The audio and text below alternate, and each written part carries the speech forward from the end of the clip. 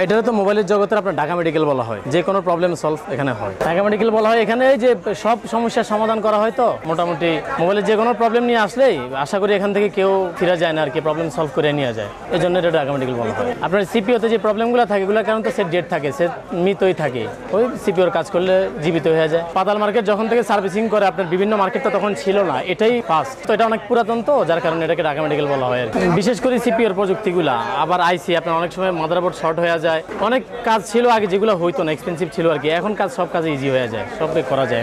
Risk নাই, আপনার 99% কাজ হয়ে যায়। 1% দেখা গেছে যেগুলো অনেক সময় হয় কি, মোবাইল বিভিন্ন জায়গায় দেখায় নিয়ে আসে, তো এলাকায় দেখায় হাতুড়ি মাতুরি মেস্ত্রি করে দেখায় নিয়ে আসে, ওটা মনে করেন একদম খিচুড়ি বানায় ফেলে। তো ওই সেটগুলো আর হওয়া যায় না, হয় না আর কি, ওগুলো করা যায় না। এছাড়া আপনার মানে প্রবলেমের যে কোনো সেট যদি ফ্রেশ কন্ডিশন থাকে আমরা করে দিতে পারবো, সমস্যা নেই। যে কোনো সেট শুধু কোনো জায়গায় গাড়াই না দেখাইলে মানে না আউলাইলে আমরা করে দিতে পারবো। পাতালে কস্টিং কম, কারণ আমাদের দোকান খরচ এগুলো মিলে একটু কম। তো আপনার বসুন্ধরা যান অনেক এক্সপেন্সিভ। আর মোটামুটি চেয়ার টেবিল আছে, কাস্টমাররা বসায় ভিআইপি সার্ভিস দেয়, ভিআইপি ভাবে সাইজ করে।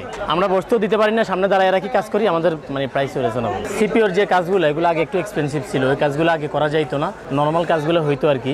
এখন মোটামুটি প্রযুক্তি একটু আপডেট হওয়ার কারণে সবই করা যায়। এগুলো আমাদের কাছে যখন নিয়ে আসে আমরা তখন মেশিনে লাগায় দেখি বা সেন্স দেখলে আমরা বলতে পারি যে কোন জায়গা থেকে প্রবলেম সলভ করে দিই। বর্তমানে বিশেষ করে 100% থেকে 80% সিপিইউ সমস্যা হয়। তো সিপিইউ সমস্যা হলে আপনার ক্যামেরা আসে না, টাচ কাজ করে না, নেটওয়ার্কও আসে না, সিপিইউ রিবল করলে হয়ে যায়। এইগুলা রিসেন্টলি সমস্যা হয়েছে, মানে বছর 2-1 ধরে। আগে এসব সমস্যা ছিল না, আগে তেমন একটা করতো না, কিন্তু এখন রিসেন্টলি সবাই করে।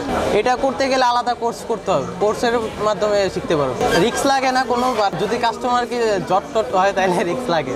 সিপিইউ রিবলিং এর সমস্যাটা হয় আসলে সেটটা যখন বেশি গরম হয়, হিট হয়, মানে টেম্পারেচার হিট হয়, তখনই এটা সমস্যা হয়। বিশেষ করে মানে সামারে বেশি সমস্যা, গরমের সময়। মডেল অনুযায়ী চেঞ্জ হয়, এক একটা মডেলের এক এক রকম। যেমন স্যামসাং এর মনে করেন যে 2500 টাকা লাগে, 2500 থেকে 3000। আবার পোকো সেটের 1500-2000 এরকম লাগে। ওইগুলা স্টোরেজ চেঞ্জ করতে গেলে 3000 টাকা খরচ পড়ে, যদি 6GB থেকে 8GB করতে যায় বা 4GB থেকে 8GB করতে যায়। এরকম চেঞ্জ করলে আগের মতো পার্মানেন্টলি চলে। অনেকের আছে স্টোরেজ বেশি লাগে এই কারণে। মানে সব ধরনের মোবাইলে কাজ করা যায়, আমাদের টাচ ডিসপ্লে, নেটওয়ার্ক আইসি, লাইটিং আইসি, তারপরে মোবাইলের বেস নষ্ট হয়ে লেগা, যে বেস নষ্ট হয়েছে ভেঙে আছে, বেস লাগানো যায়, নেটওয়ার্ক আইসি লাগানো যায়, লাইটিং আইসি লাগানো যায়, টাচে কাজ করে না, সিপো আইসি লাগানো যায়। এমন সেট আছে যে খালি সব ঠিক আছে, টাচে কাজ করে না, তখন ওই সিপোটা উঠে রিপোর্টিং করলে টাচে কাজ করে।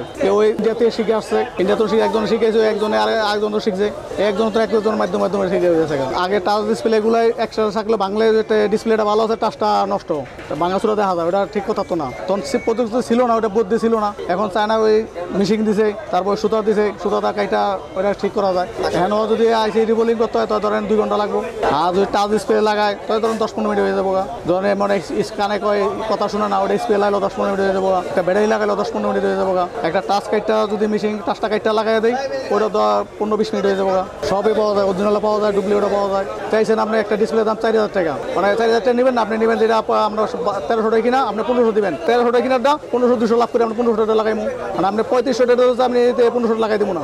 পাঁচ রাখার সিস্টেম কোনো জায়গায় নেই, ওটা এমনি বলে কোনো জায়গায় এই মার্কেটকে কোনো মার্কেটে রাখে না। ডিসপ্লে কোনো গ্যারান্টি নেই আমার কাছে না, যেটা আমরা যেহেতু কিনা নিই। আপনি আইফোনের ডিসপ্লে একটা 40-45 টাকা, ওইটা ওই দোকান থেকে চেক করে নাও। আমি লাগিয়ে আছি, যদি খারাপ হয় ফেরত নেবে না, কাস্টমার হাতে দিয়ে নেই, ওইটাও ফেরত নেবে না।